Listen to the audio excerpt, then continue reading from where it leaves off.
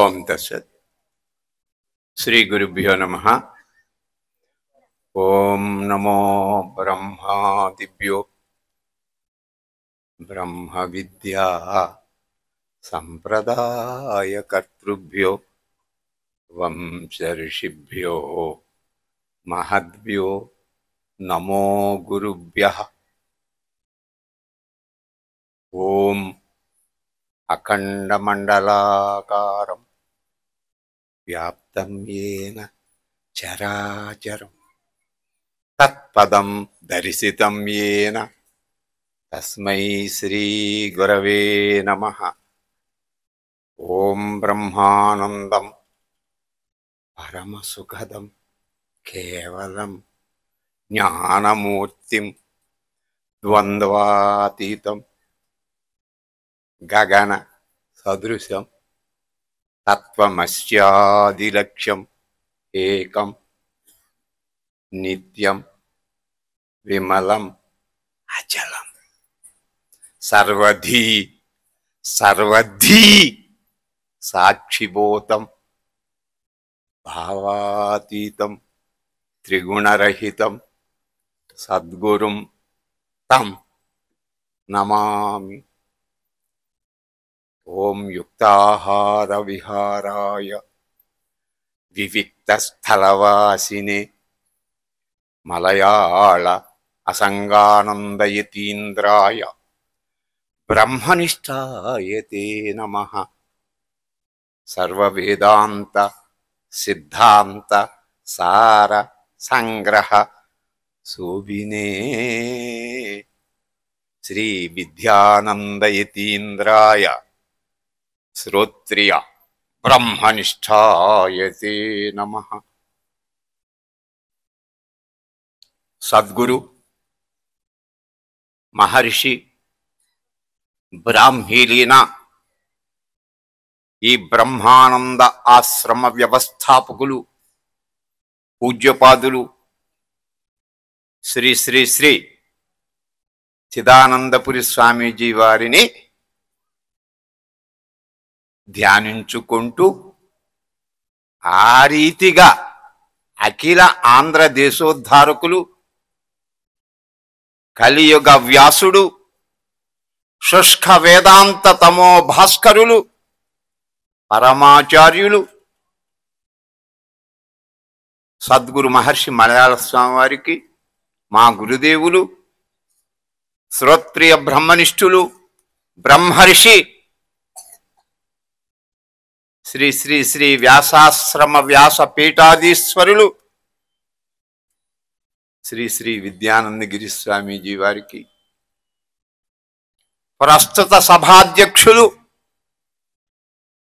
ఈ ఆశ్రమ ప్రథమ పీఠాధీశ్వరులు నిర్మల హృదయులు నిష్కాపటులు ఇంత వ్యవస్థని ఏర్పాటు చేసి సమాజ కళ్యాణం కొరకు నిరంతరము కూడా పాటుపడుతున్న పూజ్యపాదులు శ్రీ శ్రీ ఆత్మానందపురి స్వామీజీ వారికి నా పక్కనే ఆసీనులైన డాక్టర్, యాక్టర్ కాదు డాక్టర్, ఎట్లా అంటే వారి జీవితం అంతా కూడా 1,50,000 రూపాయలు ఉద్యోగం మానేశాడా లోక కళ్యాణం కొరకు, జాతి సంక్షేమం కొరకు, జాతిని దేశాన్ని దివ్యమైన భవ్యమైన మార్గంలో నడిపించాలి అనేటువంటి ఏకైక లక్ష్యంతో లక్షలను పక్కన పెట్టి లక్ష్యార్థంతో సన్యాసం స్వీకరించి ఒక సత్పురుషుని దగ్గర 6-8 భాషల్లో యావత్ భారతదేశంలో ఎవ్వరూ వెళ్ళలేనటువంటి కొండ ప్రాంతాలకి, గిరిజన ప్రాంతాలకి, హరిజన వాళ్ళకి వెళ్ళి మీరు పాపాత్ములు గారు, పరమాత్మ యొక్క కను పాపమా, మమయ వంశో జీవలోకే జీవభూత అని ఎలుగెత్తి చాటి రండి, గీతామాత పిలుస్తుంది మిమ్మల్ని, అప్పి చేస్తుంది రాచారు భజితే మాం అనన్య భాక్ సాధురేవ సమంతవ్య సమ్యక్ వ్యవస్థతో సహా. నువ్వు అత్యంత పాపాత్ముడు అయినప్పటికీ కూడా ఒక్కసారి భగవన్నామాన్ని స్మరిస్తే నిన్ను ప్రేమతో హత్తుకుంటాడు పరమాత్మ అని ఎలుగెత్తి చాటి నాటి నుంచి నేటి వరకు మరి వారు కాలాన్నంతా సద్వినియోగం చేస్తున్నారు. ఇంతవరకు అనేక మంది మహాత్ములు వారి వారి అనుభవాలని ఈ సభాముఖంగా సమాజానికి అందిస్తున్నారు. ఇవాళ నా సబ్జెక్ట్ ఏమిటి అంటే శిష్యుని యొక్క ఏమిటండి స్వామి సాధన సందేహాలు. సందేహాలు ఎందుకు వస్తాయంటే దేహం ఉన్నంత వరకు సందేహమే. అదండి, సందేహాలు పోవాలంటే దేహం పోవాలా. అనేక సందేహాలు అర్జునుడికి కూడా వచ్చాయి. భక్తి యోగంలో ద్వితీయాధ్యాయంలో స్థిత ప్రజ్ఞస్య కా భాషా సమాధిస్థస్య కేశవ స్థితధి కిం ప్రభాసేత కిమాసీత వ్రజేత కిం అని మనకి సందేహాలు ఎందుకు వస్తాయి? భక్తిని శిష్యుని సందేహాలకు కారణం ఏమిటి? వెలితి భగవంతుడికి తనకి మధ్యన ఉండేటువంటి లోటు. అదే మనం ఏం చేస్తూ ఉంటామంటే జాగహరణ అంటే వీడు పాపం మర్చిపోయి ఏమీ చేయలేక ఓ టీ బట్టి పెట్టుకుని టీ తాగుతూ తెల్లవారులు ఏదో నామం చెబుతాం. అది కాదు. జాగ అంటే జీవ బ్రహ్మములు భిన్నము. ఇది వాళ్ళ బోధ. మా బోధ మీరు అన్నాళ్ళన్నా ఇదే. రెండోది చెప్పం. అసలు రెండోది లేదు, ఉన్నది ఇదే. అసలు సన్యాసి అయిన వాడు చెప్పవలసింది ఇదే. జీవ బ్రహ్మములు భిన్నమా అభిన్నమా? సంశయములు ఎన్ని? ప్రమాణగత సంశయము, ప్రమేయగత సంశయము, విపరీత భావన, అసంభావన. ఈ సంశయములను ఎలా నివృత్తి చేసుకోవాలి అంటే ఇంతకు ముందు ఒక స్వామి ఇక్కడ ఎవరో బాగా చెప్పుండాడు. గీతా శ్లోకాలు, ఉపనిషత్ శ్లోకాలు. యత్ పరం బ్రహ్మ సర్వాత్మ విశ్వస్యాయతనం మహత్తో సూక్ష్మాత్ సూక్ష్మతరం నిత్యం తత్వమేవ తత్తు. నీకు సందేహం పోతుంది. కైవల్యోపనిషత్. ఆయన కైవల్యోపనిషత్తును కూడా స్పృశించాడు. అనాదిత్వాత్ నిర్గుణత్వాత్ పరమాత్మాయం అవ్యయ శరీర స్థోపి కౌంతేయ నకరోతి నలిప్యతే. That's all. చెప్తాను వినండి. ఒక వేదాంత గేయం అంటాను, అనండి. 30 నిమిషాలు.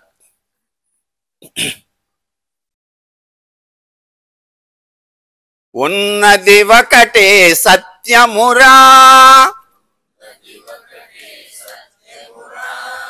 ఉన్నది ఒకటే సత్యమురా, అది అంతటను నిండి ఉన్నదిరా,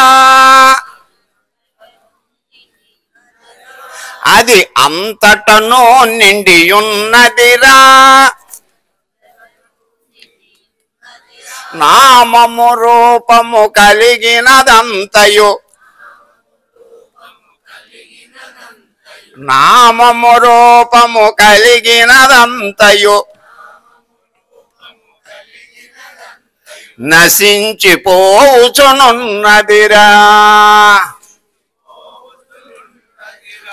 గురువే దైవము నమ్ముమురా. ఆహా, సద్గురువే దైవము నమ్ముమురా, గురు భక్తియే ముక్తికి మార్గమురా, గురువు లేనిదే ఎంతటి వారికి మోక్షము ఎన్నడు కలుగదురా, అహంకారమే దుఃఖమూలము, హరిహరాదులకైననురా,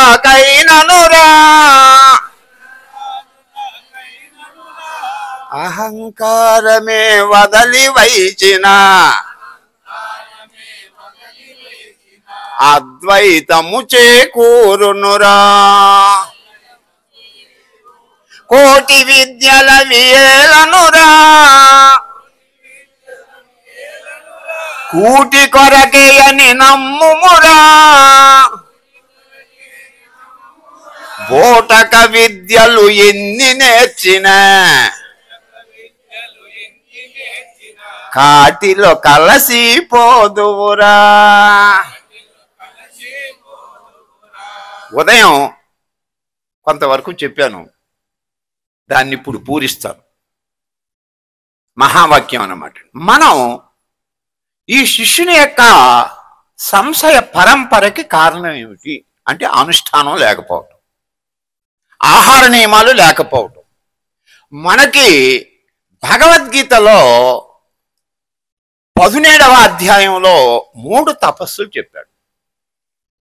ఒకటి కాయిక తపస్సు, 2 వాచిక తపస్సు, 3 మనో తపస్సు. తపస్సు అంటే ఏమిటి? తపింప చేయటం. వీటిని మనోబుద్ధి ఇంద్రియాలను, వాటి వక్ర మార్గంలో పోతున్నటువంటి మనోబుద్ధి ఇంద్రియములను అక్కడ నుంచి మరలించి సన్మార్గంలో ప్రవేశపెట్టాలి. సన్మార్గంలో ప్రవేశపెట్టాలంటే అవి వినవు, వాటికి సాధన ఉండాలి. ఏమిటా సాధన? కాయిక తపస్సు. 14వ శ్లోకం 17వ అధ్యాయం. దేవ ద్విజ గురు ప్రాజ్ఞ పూజనం. పూజించాయా? ఎవరిని పూజించాలి? దేవతను పూజించు. దేవతలు ఎవరో? రాముడు కృష్ణుడు అని గుడి కట్టేస్తాను. No, quiet wrong. తల్లి తండ్రి, నేనంతే. మీరేమంటే అనుకోండి. వాళ్ళు ఎప్పుడో ఒక కాలంలో ఉన్నారో లేదో నువ్వు చూసావా, సచ్చావా? కానీ ప్రత్యక్షంగా నీకు జన్మనిచ్చారు. అసలు వేదం కూడా ఏం చెప్పిందో తెలుసా? మాతృదేవో భవ, పితృదేవో భవ, ఆచార్య దేవో భవ, అతిథి దేవో భవ, యాని అనవద్యాని కర్మాణి తాని సేవితవ్యాని నో ఇతరాని సత్యం వద ధర్మం చర. తైత్రీయం అండి. తల్లిదండ్రులు పూజించు. ఎందుకండి? ఇది భారతదేశమా? ఒక్కొక్క ఊళ్ళో ఎన్ని రామాలయాలు ఉన్నాయండి? తల్లిదండ్రులు ఎక్కడున్నారు? వృద్ధులు ఎక్కడున్నారు? వృద్ధాశ్రమాల్లో ఉన్నారా? వృద్ధాశ్రమాలు ఉన్న దేశం భారతదేశమా? ఇది రాముడు పుట్టిన దేశమా?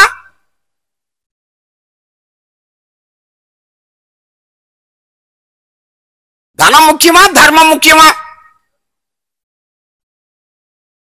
ధర్మం కోసం రాజ్యాన్ని వదిలిపెట్టాడు, పితృవాక్యం కోసం. కనుక తపస్సు చేయి. అలాగే వాక్ తపస్సు, సత్యం మాట్లాడు. ఆ సత్యం హితంగా ఉండాలి, మితంగా ఉండాలి. అనుద్వేగకరం వాక్యం. నువ్వు మాట్లాడేటప్పుడు నీ మాట వల్ల నువ్వు ఎవరితో పలుకుతున్నావో, సంబంధించుకుని ఉన్నావో వాళ్ళకి ఏ ఇబ్బంది కలగకూడదు. ఇది తపస్సు అండి. ఎక్కడికైనా వెళ్ళాలా? తపస్సు తీసుకొచ్చి ఎక్కడ పెట్టాడు? నీ నోట్లో పెట్టాడు. ఎక్కడ పెట్టాడు? ఎక్కడ పెట్టాడు చెప్పవా? నోట్లో పెట్టాడు, వంటింట్లో పెట్టాడు. భగవద్గీత గొప్ప గ్రంథం. పూర్వం తపస్సు అంటే అడిలిపోయేవాళ్ళండి. ఎక్కడికి ఆలు బిడ్డను వదిలేసాలి, అడవులకు పోవాలి, సన్యాసం తీసుకోవాలి, కాషాయంబరాలు ధరించుకోవాలి. నువ్వు ఎక్కడికి పోవక్కర్లా, ఉన్న చోటనే ఉండి తరించు. ఇది భగవద్గీత. అన్ని యుగాల కంటే కలియుగం గొప్పది. నేను చెప్తా. కలియుగంలో తరించడానికి నీకు చక్కనైన ఉపాయాలు. భగవద్గీత. భగవంతుడు 2 గానాలు చేశాడని తన అవతారంలో. ఒకటి ఏ గానం విన్నావా?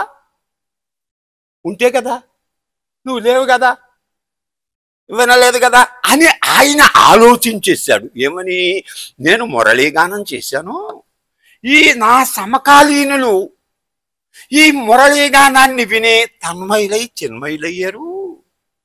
కలియుగులు ఉన్నారు, వాళ్ళకి సంస్కృతం రాదు, ఇంగ్లీష్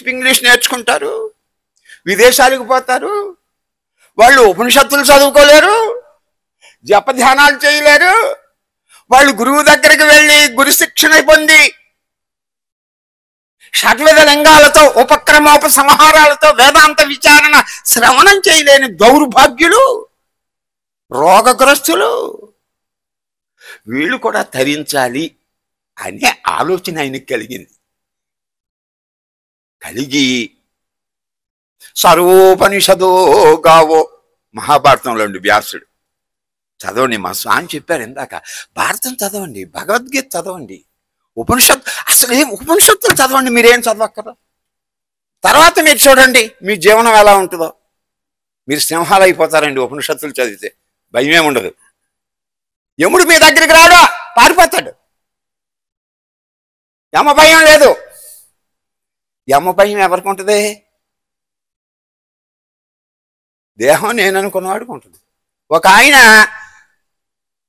వాళ్ళ ఇంట్లో ఏదో ఒక సత్కార్యం సాగుతుంది, బజారుకి వెళ్ళాడు, రాజమండ్రి వెళ్ళాడు. మాకు రాజమండ్రి 10 కిలోమీటర్లు. వెళ్ళి ఓ బండి, పూర్వం రైతులకి 2 ఎడ్ల బండ్లు ఉండేవి. ఆ బండి నిండా సరుకు చేసుకుని బండి నిండా పెట్టుకుని వస్తున్నాడు. వస్తుంటే సరుకు చెక్ చేసేది ఏమంటారండి, చెక్ పోస్ట్ దగ్గర ఆ చెక్ పోస్ట్ ఆఫీసర్ బండి ఆఫ్ చేయన్నాడండి. ఆఫ్ చేశాడు. నువ్వెవరవు, ఈ బండిలో ఏమున్నాయో చూపించాలని. నేను చూపించను అన్నాడు. నా డబ్బులు ఎట్టు కొనుక్కున్నాను, నీకెందుకు చూపించాలా, నేను చూపించను అన్నా. అయితే బండి వెళ్ళనేమని అన్నాడండి. బండి దిగిపోయాడండి. అని ఏం చేస్తాడు, బండి అక్కడే పెట్టిపోయిన వాడిని ఆఫీసర్ ఏం చేస్తాడు, దేహం నేను కాదు, I am not the body, నేను చైతన్య ఘనుణ్ణి. మీకు ఒక చిన్న విషయం చెప్తాను, బాగా వింటున్నారండి మీరు. మిమ్మల్ని ఎలా తయారు చేసినటువంటి సన్యాసి అండి, మహానుభావుడు ఆత్మానందపురి స్వామి వారు. వారి పాదాలకి నమస్కారం అన్నమాట. ఒక దగ్గర కేరళలో ఒక శివాలయంలో రామశాస్త్రి అనేటువంటి ఒక ఆయన ఉన్నాడు. ఆయనకి సంతానం లేదు. సంతానం లేకపోతే శివుణ్ణి బాగా ప్రార్థన చేస్తే సంతానం కలిగింది. లేక కలిగినవాడు. కానీ జడుడు పుట్టాడు. మాట్లాడడు, చూడడు, నడవడు, అనడు, తినడు, అనడు. లేకపోతే ఒక చింత, ఉంటే ఇంకొక చింత.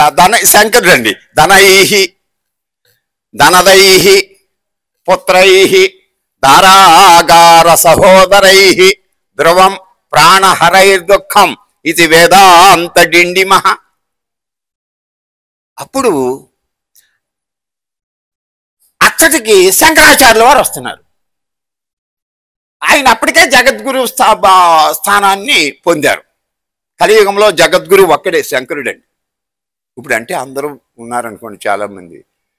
మరి అయ్యా రామశాస్త్రి గారు, మనకి శంకరాచార్యుల వారు వస్తున్నారండి, మీ అబ్బాయి జడుడు కదా, ఆయన దగ్గరికి తీసుకువెళ్ళి ఆయన ఆశీర్వాదం పొందితే మీ వాడు మామూలు కామన్ మ్యాన్ అవుతాడండి, తీసుకెళ్ళండి అంటే భుజం మీద పడుకోబెట్టుకుని ఆచార్యుల వారు ఇలా సభ జరుగుతుంటే ఆ సభ దగ్గరికి తీసుకువెళ్ళి పడుకోబెట్టి, స్వామి లేకలేకను కలిగిన సంతానం సార్, మోగవాడు పుట్టాడు, మాట్లాడడు, తినడు, అనడు, కనడు, దయచేసి వీడిని లేపండి.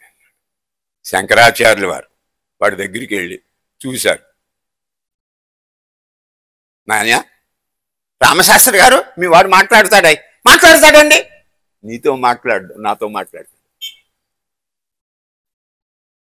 మాట్లాడించమంటావా, లేపమంటావా? నావాడవుతాడు, నీవాడు కాడు. ఎవరు వాడైనా వాళ్ళు లేచి తిరిగితే నాకు పరమానందం లేకుండా. కస్త్వం హిశిషో, నాయన ఎవరో నువ్వు, ఎక్కడి నుంచి వస్తున్నావు, కిం నామస్తేసి, నీ పేరేమిటి, నీ ఊరేమిటి, ఒక్కసారి నీ అడ్రస్ చెప్పయ్యా, నువ్వెవరో చెప్పు, అవార్యు అంటే పుట్టింది మొదలు 16 సంవత్సరాల నుంచి మాటలాడటం ఎరుగని మోగవాడు ఒక్కసారి లేచాడు. మాహం మనుష్యో. రే పెట్టి కథ కాదు, గట్టి కథ. నాహం మనుష్యో, నేను మనుషుని కాను. నచ దేవ, నేను దేవతలని కాను. కిం పురుషుని కాను. నాహం మనుష్యో నచ దేవయక్షౌ నా బ్రాహ్మణ క్షత్రియ వైశ్య శూద్రాహ. నేను బ్రాహ్మణుని కాను, క్షత్రియుని కాను, వైశ్యుని కాను, శూద్రుని కాను. లింగాలేన్ని?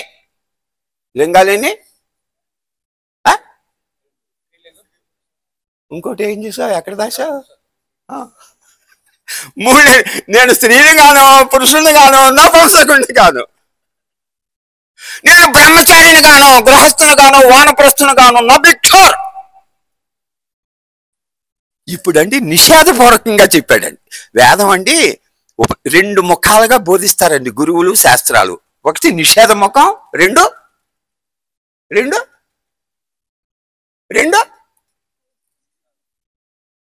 విధి ముఖం. కాని దాన్ని నేతి వచ్చన్నాయి. నువ్వు ఏది కాదో అది చెప్పుద్ది, నువ్వు ఏదో అది చెప్పుది విధి ముఖం. మీరు నిర్వాణ షట్కం చూడండి, 6 శ్లోకాలు. మనోబుద్ధి అహంకార చిత్తాది నాహం న శ్రోత్రం న జిహ్వాన చ ఘ్రాణ నేత్రే న చ వ్యోమ భూమి న తేజో న వాయు చిదానందరూప శివోహం. అహం నిర్వికల్పో నిరాకార రూపో విభుత్వాచ సర్వత్ర సర్వేంద్రియాణం. ఇప్పుడు నువ్వు ఎవరో కాకపోతే ఓరి నా దేవుడా నువ్వు ఎవరెవరా? అహం నిజబోధ రూప. ఇంతవరకు కృష్ణాస్వామి వచ్చాడు కదా, అహం అస్మి. ఏ అస్మి? అది పూరించు. ఏ అస్మి?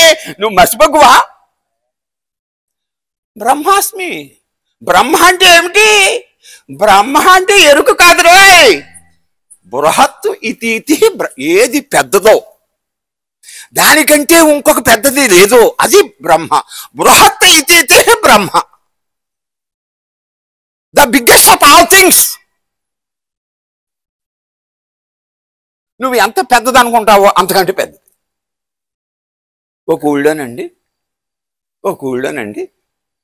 ఒక జమీందారు అమ్మాయికి పెళ్ళయింది. ఆత్మాను వేదాంతం చెప్పకూడదండి, బుర్ర వీటెక్కిపోతుంది. పైగా నిద్ర వస్తుంది. నిద్ర ఎందుకు వస్తుందో తెలుసా? మనసుకండి 5 ఉన్నాయండి. క్షిప్తము, మూఢము, విక్షిప్తము, ఏకాగ్రము, నిరుద్ధము. కంచి భూమికలండి, చిత్త భూమికలు. అదిగో అక్కడ ఆవిడ ఇంత రెడీ. ఎందుచేతంటే ఈ మనస్సు అండి శూన్యంలోకి వెళ్తుంది కానీ ఏకాగ్రతకి వెళ్ళటానికి ఒప్పుకోదండి. నువ్వు జపం చేయి ఫస్ట్, ఆవిడంత ఏకాగ్రతలోకి వెళ్ళటానికి ఒప్పుకోదు, దానికి అలవాటు లేదు, శూన్యంలోకి పోద్ది. ఏం చెప్పానండి?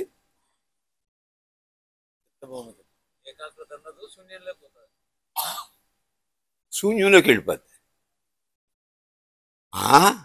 పెళ్ళయిందండి, అల్లుడు వచ్చాడండి పండక్కి, సంక్రాంతి పండక్కే అల్లుడు వచ్చాడండి.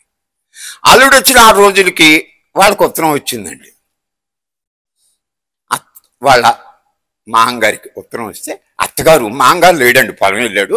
అత్తగారు ఉత్తరం తెచ్చి, అల్లుడు గారు మరండి ఉత్తరం వచ్చిందండి, ఏమిటో చదవండి అని అల్లుడి గారికి ఉత్తరం ఇచ్చిందండి. అత్తగారు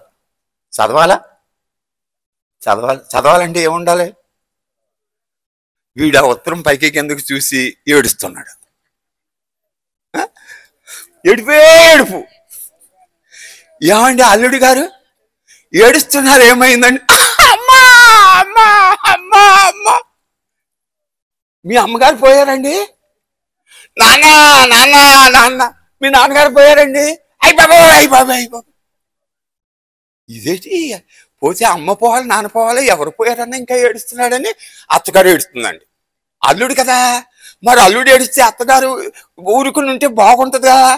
అల్లుడు ఏడుస్తుంటే ఈ లోపల అత్తగారు ఏడుస్తుంటే మాంగారు వచ్చాడండి. అల్లుడు ఏడుస్తున్నాడు, భార్య ఏడుస్తుంది. తను కూడా ఏడవాలి కదా.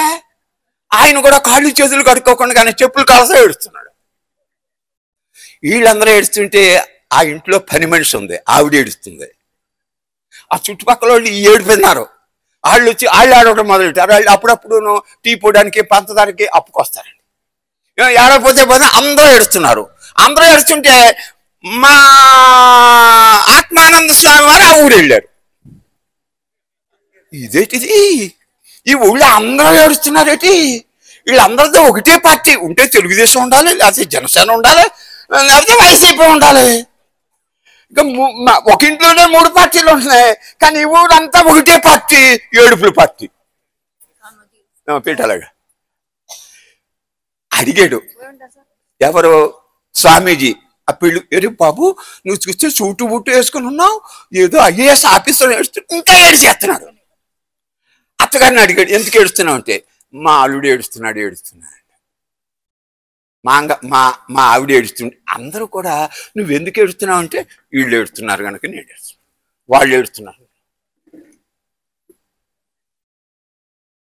అప్పుడు ఆ పెళ్లి కొడుకు దగ్గరికి వెళ్ళి, ఒరే బాబు అబ్జయ్, అసలు నువ్వు ఎందుకు ఏడుస్తున్నావంటే, మరే నా చిన్నతనంలో నన్ను మా అమ్మ మా నాన్న చదువుకోమన్నారు. చదువుకోకుండా నేను చీట్ల ప్యాకలు ఏంటండి అది, చీట్ల ప్యాకకి సినిమాలకి పోయి బజార్లు అమ్మటే తిరిగి చదువుకోలేదు కనుక, ఆనాడు చదువుకోలేదు కనుక ఈనాడు ఉత్తరం చదవలేకపోతున్నాను, అందుకని ఏడుస్తున్నాను అన్నాడండి. గతానుగతకో లోక నా లోకో పారమార్థిక. ఈ లోకం ఎటువంటిది అంటే గొర్రెల గుంపు. ఒకడు ఏది చేస్తే అదే చేస్తాడు, వీడు ఎందుకు చేస్తున్నాడనే ఆలోచన లేదు.